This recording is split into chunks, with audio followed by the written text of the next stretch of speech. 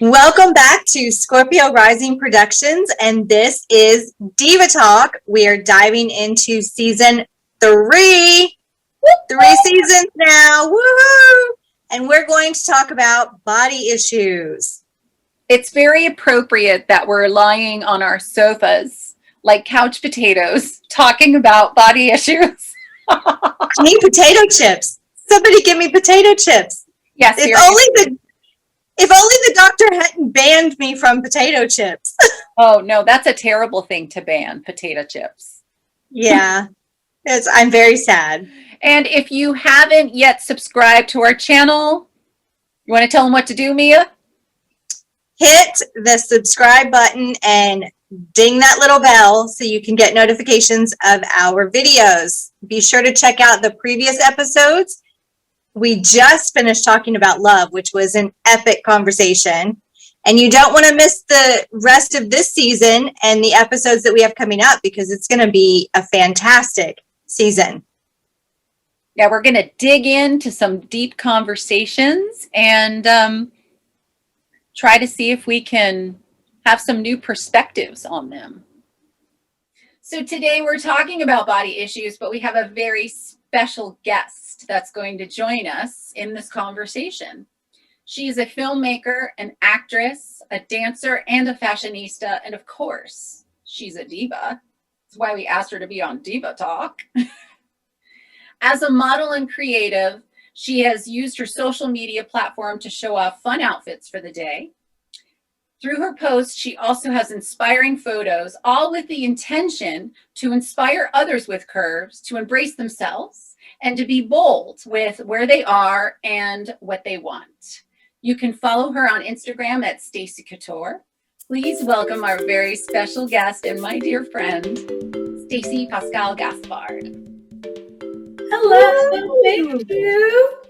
Thanks so much for joining us, Stacy. It's so good to see you. Yes, thank you for having me, ladies. I'm so excited to be part of Diva Talks. I'm excited to have this conversation with you. And I want to jump right in because I have been different sizes throughout my life. I've maxed out at 240 pounds. And right now I'm at a healthy 130 pounds. And I just want to know, I know when I was heavier, for me, it was painful. It was harder to move. It was harder to get around. I got winded a whole lot easier, and I just didn't feel good at all. And I know that feeling good in your skin and feeling good in your body is a mindset, but I want to know, what is it like to be in your body? How do you feel? Energetic wise, emotionally, how do you feel in your body? I feel good. I think, for me growing up, I've always been a dancer, but I was always a curvy dancer. I have hips. My hips don't lie. So it's I guess it's being a Caribbean girl. But I think for me, there was always this idea where I know there's some people, if they were overweight, it was unhealthy, but there were people that were curvy, but they were athletes. I was a dancer training, for me, my hips were always there. Even if I got to my skinniest or my biggest, I was always a girl with hips. So for me, of course, when you're going through your pre-adolescence, it's trying to fit in, because I think in today's society, there's curvy models, right? There's this new kind of body diversity that we're kind of seeing with different companies and clothing lines trying to show different fashion models in all different sizes. There's I remember I was shopping, clicking on an online store, and it had different models wearing the different things, and some were plus size, some were more petite, but it was just it felt more inclusive. But yeah, so growing up, I always felt I felt pretty, healthy, but I think the way, especially early 2000, it was the skinny was in. So it was just thinking I need to be skinny in order to fit this dancer mold. It's interesting you kind of reference the dance part of it, because I, you and I have that in common. I also grew up as a dancer. I was really into ballet, and there was a time when I went to the Joffrey Ballet Center in New York City, and I was intensely training as a ballerina. And it was kind of late too, like when I decided. I mean, I was a teenager, but let me tell you, these young girls that I was going to this school with were not healthy at all. And they would have literally tissues to eat to fill their stomachs. Not nutritious at all, but they just wanted the feeling of being full. And I, as like at that age, I was just like, nope, I'm not on board to do this to my body. And I think it's great that you, and I've always thought this about you, Stacey, that you have always embraced yourself with who you are, and how you came into the world. And I think that's really inspiring. I don't know that I mean, you said skinny is not in so much anymore. I mean, yeah, I think that there's still this perception that women still feel like they have to be skinny. And I feel like that is such a terrible misconception for young kids, because what if I was younger, and what if I thought that that was the way to eat and that was the way to be a ballerina? That's a terrible thing to learn. And I don't know that I would have had maybe the sense or the wherewithal to figure out that that was an unhealthy way of living. I mean, I don't know, to answer the question about how I feel in my own body. I feel like it depends on the day, because, and it also depends on the age. I feel like, now I'm going through the period of life, perimenopause, where your body changes so much. And so all these things start to catch up with you that you didn't have at 21, 22, 30, 35 years old. Like you just like one day I just woke up and I'm like, whose body is this? I'm okay. There's some stuff there that I didn't see before, but I think even that is learning how to just embrace not just the aging process, but like what happens with the aging process. Definitely during the pandemic, I gained weight. I tried on, my overalls and I was like, oh my gosh. And then I was like, okay, it's all right. Body, thank you for surviving this pandemic and being healthy. So I've learned how to acknowledge when I'm having that moment, right? But also acknowledging like, okay, you've been in a pandemic. You can't go to hot yoga. So it's like the routines that I was used to, like dance class and stuff, it's changed, and the thing for me is like, I exercise because I like feeling strong, and I love, like, especially being a filmmaker and an actress, it's like being on set for 12 hours. So for me, I see it as more of like keeping my strength and like, my stamina. I miss my abs, I do, but also I'm like trying to be kind and gentle with myself, because especially during this time. But when you were saying like, because I've like encountered like Gen Z and like the younger generation, where it's like they have artists like Lizzo and other like celebrities that are curvy and plus size, and they are very not only bold, but they also are like being transparent with their journey, and like saying like Lizzo was like, she posted on Instagram and was like, when I was younger, I hated my stomach. And every day now I'm trying to just say, thank you, belly. Yeah. So I feel like at least now there's this avenue of those conversations where I don't feel like there was a lot of those conversations, and for me coming to LA, when I was like going for acting roles, I was either not skinny enough to be the lead, or they wanted me bigger to play the sassy best friend, and it was just this weird boxes that women are put in based on your size and shape. And if you don't hit that mark, then you're like, is something wrong with me? Or like, am I less than because I can't play the leading role? Where it's like, no, it's just right now there's just these status quo and these boxes where I feel like slowly there's more opportunities coming, where it's like not just be the fun fat friend that's like, the best friend of the lead that is like, trying to help the guy get her and not you, you know? Right. You know, I think I think you're right about that. I think we are starting to see more on television and in film. We're starting to see more diversity with not just with, you know, skin color, but we're also seeing it with size too. And I think that's great. I think that we need to be more embracing with all of it. You know, but Mia, Yeah, don't hate the skinny girl, please.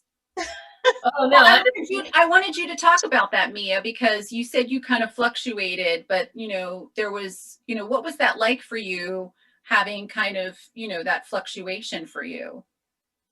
Well, the really big moments, I would say the largest I had gotten was 240 pounds. And that was right when I gave birth to my last child. So of course it had a pregnancy entailed, but still I'm more than doubled my size during that pregnancy. And that was tough because I can remember my mother had wanted me to go to church with her. Ugh. And I said, I don't have anything to wear. I can't fit into anything anymore. And I just don't have anything to wear. And she said, well, I'll give you some. My mother was a very large woman. She said, well, I'll give you one of my dresses. And I put on one of her dresses and it was tight and it was snug. And I remember looking in the mirror going, oh my God, whose body is this? Like, what is happening? An alien has taken over my body. And it did not hit me well at all. And when I gave birth, you know, I had to recover from that birth, but then not immediately, but Tori was about a month old when I started doing construction work. And if you want to whip yourself into shape really quickly, start building some houses. Because, you know, I toned up really fast and I ended up bulking up and gaining a lot of muscles. And I can remember there was a friend of my parents had said, my God, your biceps are like a man's. And I loved that compliment. I was like, I want big, strong muscles. I want to be, you know, this muscular person. And that was kind of the moment for me. I've always been athletic. I've always loved to be active. I was a runner. I did 5Ks. I always loved having a fit body, but I wanted more muscle tone to it. And I don't know. I mean, I guess as the years have gone on, there have been moments where I go through depression and I will eat my feelings, and my feelings taste like sugar because that is the cocaine of food. And I will inhale cookies and cupcakes until I'm no longer sad. And what I have realized is that it takes me actually putting down the cookies and cupcakes and getting my butt in the gym to no longer be sad. And that's just something I know I have to do. But, you know, my weight fluctuates. And the funny thing is, outside of giving birth to Tori, that was the largest I had ever been. And that was a difficult moment. But the other moments where my weight fluctuated, I would say it went up maybe about 50 or 60 pounds. I was about 50, I think 80 pounds, maybe more than what I am right now, somewhere in there. I still felt like I was attractive. You know, moving around was harder for me, and being active was harder for me, and breathing was harder for me. But I think that probably had a lot to do with the types of food I was eating as well. Because I have noticed that even today, as athletic as I am, I work out. I don't go to the gym right now, but I do work out at home 5 days a week. I'm very strict about my exercise routine, but I've noticed that if I lay into the potato chips, which my doctor has recently told me to cut out, No or potato if chips for I'm you. the cookie, huh? No potato chips for you. I know it sucks, but if I'm laying into the potato chips or the cookies or the cupcakes, I feel more lethargic. I feel like I have less energy and depressed. So I think it might have a lot more to do with the food that you're putting into your body than it is anything else, the amount of weight that you have. And I love, Stacey, that you mentioned that you work out regularly, because I think there's also a misconception And I've been guilty of thinking the same thing. Oh, that person is large. They must not work out. They must just be sitting on the couch, eating potato chips and doing nothing else. I've had that thought myself, and it's wrong. And we need to change the way that we're thinking, because there is, like you said, what did you say that you were Puerto Rican? Did I hear you correctly? No, I'm Caribbean, so my family's Caribbean. in Cuba. Caribbean. So, that genetic wise tends to come with a little extra meat. So I think we need to change our perception on looking at somebody who's a little bit heftier and saying, oh, they're just not taking care of themselves, or they're not trying, or whatever the case may be, because I just don't think that's true at all. And I also think, there's people that are naturally skinny. I think the thing is, it's just, because I don't think it's like, I feel like it's just like body inclusivity, right? Because there's girls that are skinny that want to be more curvier, and then there's girls that are curvy that think they need to be skinnier, So it's like this weird idea, and I feel like, every certain times or decades, there's like a trend. Right now, it's like the slim thick, right? It's like super tiny waist and the hips, and like, so it's just like this weird, I guess there's different body trends, right? And different styles and stuff like that. And I think the Kardashians, I think, changed. Yeah, like there's girls that go into surgery trying to fit that, or be like the girls they see on Instagram that sometimes may use apps to, modify their body and stuff. So I think, I think it's crazy now, like, even like, I feel like with plastic surgery, do whatever you feel like you would like to do. But now there's like an Instagram kind of style option for plastic surgery. So it's just like there's always different trends and things. And I feel like, people will do what they feel is best for their body. But one thing I was growing up realizing is that, well, I need to be more kind with myself and the process with my body goal, or with, because I think sometimes I feel like a lot of people have done that, right? Buy that dress a smaller size or 2 sizes smaller, and you're like, I'm gonna fit in that dress. And some people it works, but for me, I was realizing, I'm like, okay, no matter how much weight you lose, you're still gonna have those hips. So it's like, start shopping for outfits and shapes that complement your hips, and not go for something that you're trying to force yourself to fit in and it's not flattering, Right. So it's just like understanding how my body is shaped and what works for my body and not, I personally love your hips. Oh, thank you. Yeah, I think you're gorgeous. Oh, and you guys, I do too. And I love that attitude, that attitude of loving yourself and accepting yourself for who you are. I think is an amazing attitude to have. And I mean, that's a beautiful thing.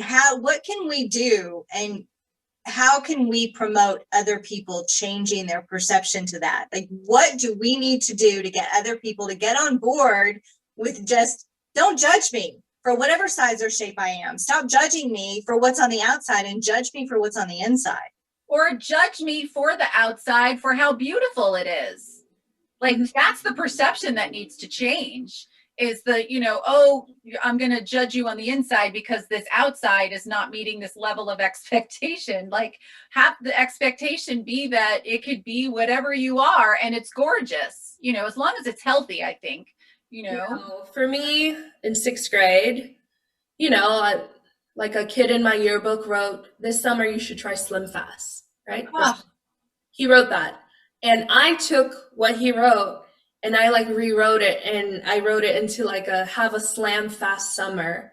And I went to other people to sign my yearbook, But in 6th grade, I wrote a poem of like loving yourself. And if you don't know how to love yourself, how can anyone else love you? So I was always one of those, like, I guess, wise old souls at a young age. But I realized that, like, I wear pink in 7th grade. When I was wearing pink, guys were calling me Miss Piggy, and that could have made me just hate pink and never wear it again. But I realized it was like, other people have insecurities, right? And the only thing I can control is the way I love myself, You know, that's all I can control, because if I'm depending on others for my worth, for seeing my beauty and stuff, then I'm gonna wait a long time. Because the thing is, it's like, you know, I wish I had mind control and control the way people might act towards me, but it's like I can't. And I think it's just like, of course, it's like it's a learning process, right? But I realize one thing that I'm learning is just loving myself and being more gentle with myself, and not just trying to like force myself to either fit into this, like, you know those like dresses, it's like the box kind of frame, like Yeah. the ones that it's very like, if you throw it on, like it should just fall. Well, on me, it doesn't fall. Like my hips are like, okay, and it stops. And I realize, I'm like, why am I trying that shape on? It doesn't make me feel good, and it doesn't look good on me, you Yeah. know? So then it was like me understanding, like, okay, that's not for me, and it's okay. And I think sometimes, especially being, when I was a teenager, it was like trying to be on trend, trying to do the low rise, low jeans, and it didn't fit me because I have a booty and hips, and it was just like trying to figure out, how do I define beauty for me, and not the way that society or the trend was going, but how do I adjust it for me? I've loved what you said, and I feel like it goes right off the heels of our self-love conversation in the love segments, where you have to love yourself first. So be sure to check those segments out. Click the link above.